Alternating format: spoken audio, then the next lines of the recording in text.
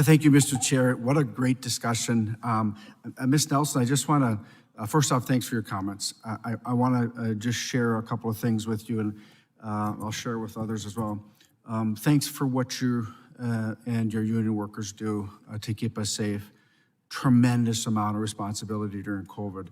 I will just add that when you're talking about your profession, make sure it's under the wings too. The mechanics and the people that push the bags as far as union workers, both above and beyond the wings. I just want to make sure that that's a whole group of people that allows us to fly across this nation and enjoy the great things that your profession does to allow us to have good ridership and safe ridership. So I just want to make sure that it's above and below the wings. Yes, that we absolutely. recognize it. Thank you.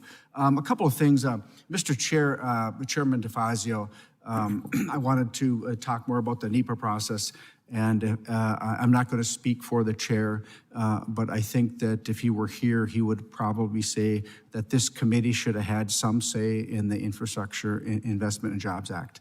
Do you all know that not one of us had a hearing or input on it? Yes.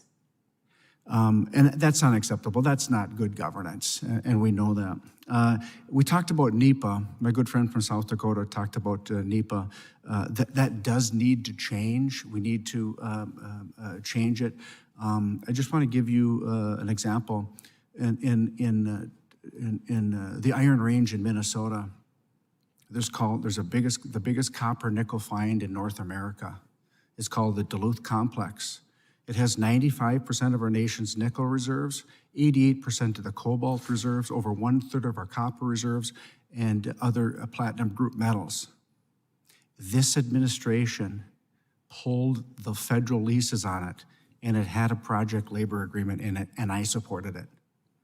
Thousands and thousands of workers lost the right to mine, lost the right to go through the process. And there's a project labor agreement. I stood there with my union brothers and sisters. So help me help you on this. We talk about electric vehicles. Does anyone here ever want to purchase any critical minerals, including cobalt, with child foreign slave labor? If there's anybody here, raise your hand on the panel. Anybody? Okay. I want you all to know on this committee, I had an amendment that said the United States will not purchase 1 ounce of critical minerals using child slave labor from foreign nations. And it went down on a party line vote. My workers in northeastern Minnesota are ready, able, and willing to help with this supply chain. The EV charging stations that Secretary Buttigieg just brought forward to the country yesterday, no requirement for American critical minerals. The workers in my district, 0 requirement. I just want to move on to Ms. Nelson. Do you require a 4-year degree? To be a flight attendant? Yeah. No. Mr. Regan, do you require a 4-year degree? Not for most of the professions that I represent. Mr. Gardner, Amtrak, do you require a 4-year degree? For most crafts, no. Okay. One of the things that we must understand is there's many people that have gone through school, college, paid for it themselves, worked while going through school, and there's many others that haven't. You are an industry that doesn't require the 4-year degree in your jobs. And so we just had a piece of legislation that allows your blue-collar workers to have to pay for others that committed to pay their own loans.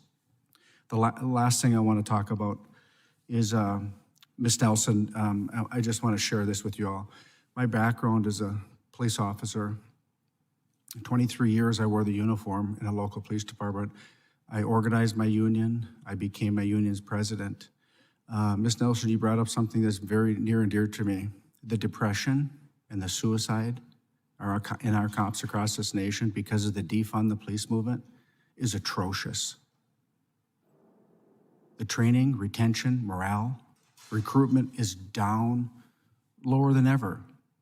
So as you go across and talk to people, would you please make sure that you talk about our men and women in blue and brown that keep our community safe every single day? You have the voice to do that, and I'm just imploring you to do that. And I yield back.